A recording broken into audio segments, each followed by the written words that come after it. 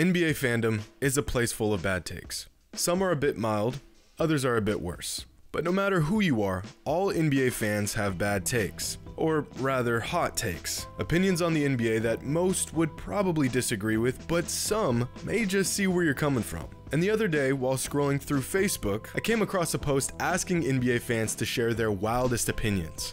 Now, I saw this and knew I should have kept scrolling. It would have undoubtedly been the best thing for my mental health, but instead I got curious. I had to see just how bad or good some of these opinions were. I was not disappointed. Okay, so let's start with a real mild one. Say this out loud at your local barbershop and watch how quickly a room full of civilized adults becomes a cage match over a man they've never met. This user says that LeBron has won his last championship.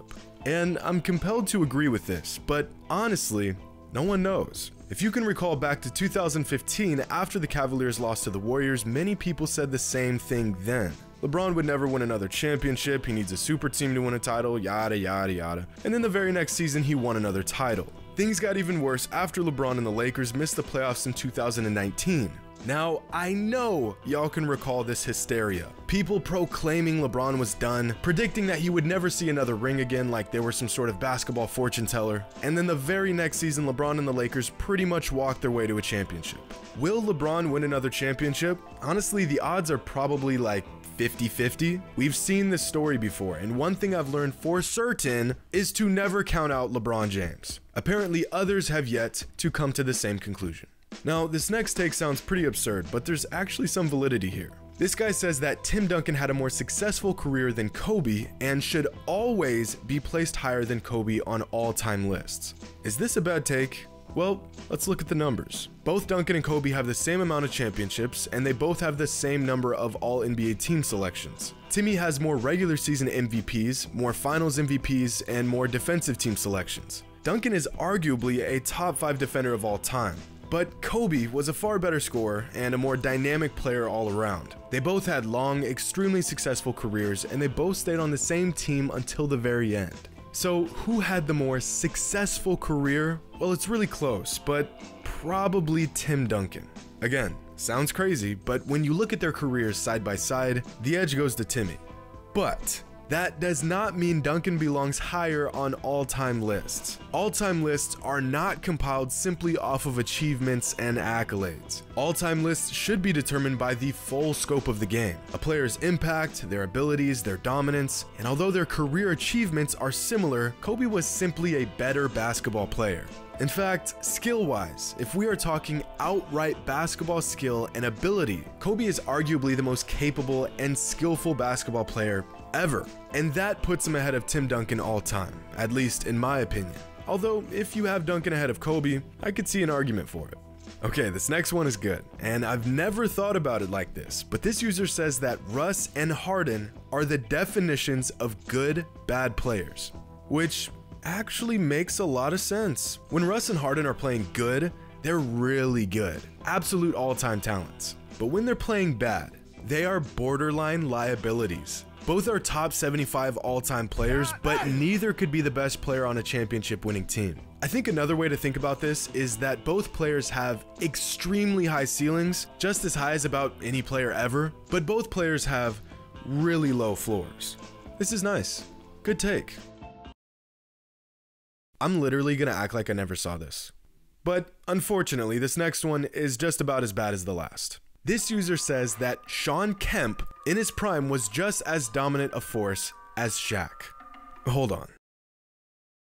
Just gonna make sure I understand this correctly. Okay, so there is only one Shawn Kemp that ever played in the NBA.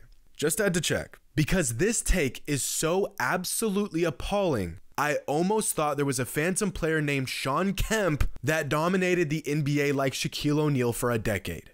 Guys, why do we do this? Like, why do we have to be this way? Literally, for not a single moment, for not one single game, was Shawn Kemp as dominant as Shaquille O'Neal. And I mean this in the most literal way possible. From the day Shaq entered the NBA till the day Shawn Kemp retired, there was not a singular moment that Kemp was as dominant as Shaq. Look at this. Their careers overlapped for 11 seasons, and not once was Shawn Kemp as big of an impact as Shaq was. And before I have a stroke from reading one more bad take, I want to take a moment to thank today's sponsor, ExpressVPN. Every time you connect to an unencrypted Wi-Fi network at airports, hotels, coffee shops, or even at home, you're at risk. Hackers can easily steal your private information, your passwords, financial details, and even emails. Protect yourself and your information today with ExpressVPN. ExpressVPN encrypts your internet connection using the highest standards of encryption currently available. By creating a secure tunnel between your device and the internet, ExpressVPN gives its users security and peace of mind. I personally use it on all my devices. With the amount of information out there and the surveying going on these days, ExpressVPN is a necessity. They also give you unrestricted access to all parts of the internet. Think of a YouTube video that you couldn't watch, or a game that you were unable to stream. Well, these issues can be a thing of the past with ExpressVPN. Check this out. I want to watch Rick and Morty, but it's unavailable in my country. But if I use ExpressVPN, I can change my location with a few clicks, and there it is. Rick and Morty is now available to watch on my device. It doesn't get easier than that. A top-rated VPN provider by Mashable, TechRadar, and many more. I've left a link in the description below. Be sure to check that out to find out how you can get 3 free months of ExpressVPN today. That's ExpressVPN/HighRoller. So here's a take that I see fairly often. This guy says Steph isn't actually that good. He just perfected a skill the NBA had never seen before and utilized it more often than before. I see what he's getting at, but this just isn't how things work.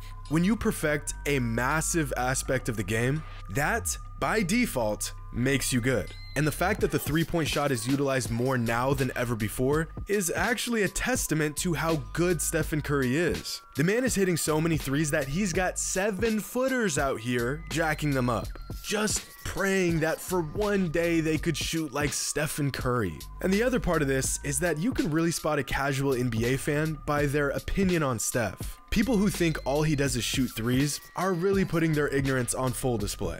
Just go ask Joe Harris. Dude can shoot the lights out, but he ain't no Steph Curry. Just being good at shooting a lot of threes doesn't get you 2 MVPs. Just like how giving bad takes on a Facebook thread doesn't mean you know what you're talking about.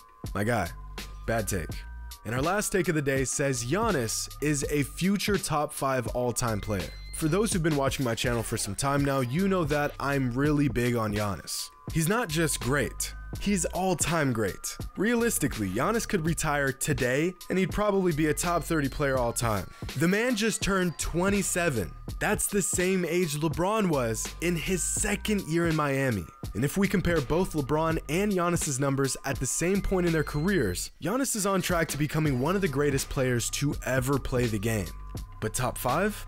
Well, personally, I think if he can stay healthy, he definitely could end up top 5 all time. But let's take a look. I mean, if we compare Giannis's numbers to Bird's and Shaq's, Kobe's, he's right on track. He's still got a long way to go, but he's well on his way. Let me put it like this. If there's any player in the NBA under the age of 30 that could end up top 5 all time, it would be Giannis. So in my opinion, good take. But now, I need to see some of the hot takes y'all have. So leave a comment with an NBA opinion that you have that's so crazy, it might just be true. Or might be utter toilet water, but the crazier the better. Hope you all enjoyed. And as always, until next time.